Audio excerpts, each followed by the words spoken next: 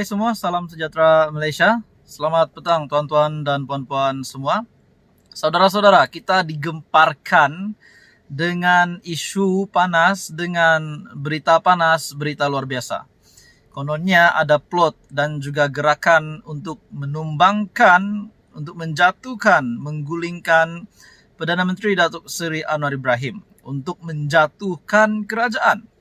Pada akhirnya, saudara-saudara, secara pribadi, pendapat saya secara pribadi, dalam gerakan itu mengatakan 10 ahli parlimen Barisan Nasional akan meletakkan jawatan bagi memberi laluan kepada PRK supaya ada PRK, dan sekiranya mereka menang, ada lagi ahli parlimen BN dari Sabah dan Sarawak akan membantu mereka dan membantu Muhyiddin Yassin membentuk sebuah kerajaan baru menggantikan Datuk Seri Anwar Ibrahim, dan sekali lagi Muhyiddin Yassin akan menjadi Perdana Menteri. Saudara-saudara, tuan-tuan dan puan-puan semua, bagi saya ini satu perkara yang amat tidak relevan. Satu perkara yang saya tidak setuju. Takkanlah tiba-tiba nak tukar kerajaan lagi kan. Jadi saudara-saudara, akhirnya kita menantikan respon-respon daripada pemimpin-pemimpin yang terlibat di dalam kerajaan. Sudah pasti rakyat Malaysia menantikan satu respon yang dinantikan, bahwa perkara ini sah atau tidak, walaupun kita tahu ini adalah benda yang tidak berasas. Sedangkan Faisal Azamu sendiri menyatakan plot ini adalah tidak berasas. Jadi saudara-saudara, Wika Siong juga membuat kenyataan bahwa benda ini mengarut. Beliau kata mengarut, tidak berasas. MCA tak terbabit komplot guling kerajaan Anwar. Nah, ada satu respon yang kita nantikan, di mana dalam kenyataan terkini Timbalan Perdana Menteri II, Datuk Seri Fadilah Yusof, mewakili GPS. Beliau membuat satu kenyataan, satu respon yang bagi saya ini pasti menutup mulut bagi pemimpin-pemimpin ataupun siapa sajalah pihak yang mengiyakan gerakan ataupun plot untuk tumbangkan, untuk gulingkan Datuk Seri Anwar Ibrahim.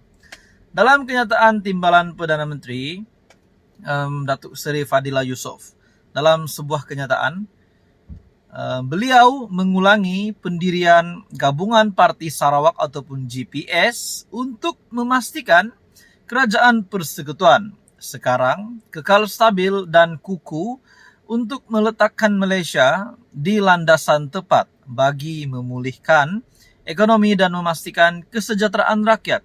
Nah, saudara-saudara, tuan-tuan dan puan-puan, Timbalan Perdana Menteri Datuk Seri Fadilah Yusof sendiri telah mengumumkan perkara ini.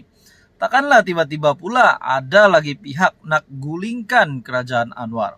Bagi saya, secara pribadi, mengikut penelitian saya, sudah pasti kalau ada plot ini, sudah pasti Timbalan Perdana Menteri II, Datuk Seri Fadilah Yusof sendiri tidak akan bersetuju dengan perkara ini.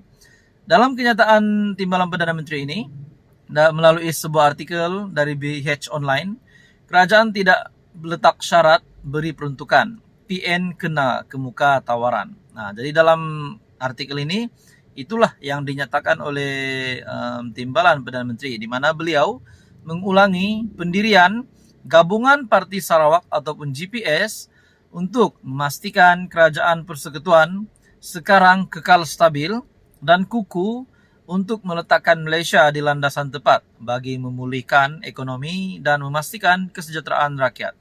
Baru-baru ini juga di dalam artikel Syahbudin.com, melalui sebuah kajian Ipsos kalau saya tak silap, 2/3 setuju Perdana Menteri Datuk Seri Anwar Ibrahim berada di landasan yang tepat untuk memimpin negara pada hari ini. Jadi saudara-saudara, apa komen Anda? Ini satu kenyataan yang amat mengejutkan. Teruskan bersama di dalam channel ini, info padu, info hangat disediakan di dalam channel ini. Jangan lupa tekan butang like, share, dan subscribe. Hai, hello, salam sejahtera Malaysia. Saudara-saudara, selamat datang ke channel Fearless Lifestyle. Kembali lagi dalam satu lagi isu yang panas. Kita digemparkan sejak beberapa hari ini, terutamanya di musim perayaan ini. Kita digemparkan dengan rumah terbuka yang dianjurkan oleh Perdana Menteri Datuk Seri Anwar Ibrahim. Dan pada masa yang sama, tidak tahu kebetulan atau tidak, semua rumah terbuka ini terlibat, di mana semua tuan rumah kepada rumah terbuka ini adalah negeri yang akan menghadapi pilihan raya negeri pada tahun ini yang dijangkakan pada bulan Jun ataupun pada bulan Julai. Jadi sudah pasti ada pemimpin pihak yang menyerang Datuk Seri Anwar Ibrahim yang mengatakan bahwa rumah terbuka tersebut adalah bertujuan politik disebabkan tempat ataupun negeri tersebut adalah negeri yang akan menghadapi PRN. Akhirnya sebuah artikel dari Syahbudin.com yang bagi saya ini pasti saya boleh andaikan ini adalah nasihat untuk kerajaan untuk Datuk Seri Anwar Ibrahim. Saya boleh andaikan begitu saja. Ini adalah sebuah surat yang amat penting untuk Datuk Seri Anwar Ibrahim. Di dalam artikel Syahbudin.com, rumah terbuka PM tidak akan jadi pertikaian jika diadakan di semua negeri. Sehari dua ini nampaknya semakin banyak berlaku tindakan berbalas hujah antara PN di satu pihak dengan PH dan BN di satu pihak lagi berkenaan penganjuran rumah terbuka hari raya oleh Perdana Menteri di 6 negeri sebagaimana tarik-tariknya telah diumumkan. Sementara Perikatan Nasional mengatakan rumah terbuka itu lebih bersifat politik dan merupakan acara kempen menjelang pilihan raya negeri. PH dan BN sebaliknya sibuk mewajarkan bukan itu tujuannya. Ada yang mengatakan ia adalah usaha untuk Anwar Ibrahim bertemu rakyat.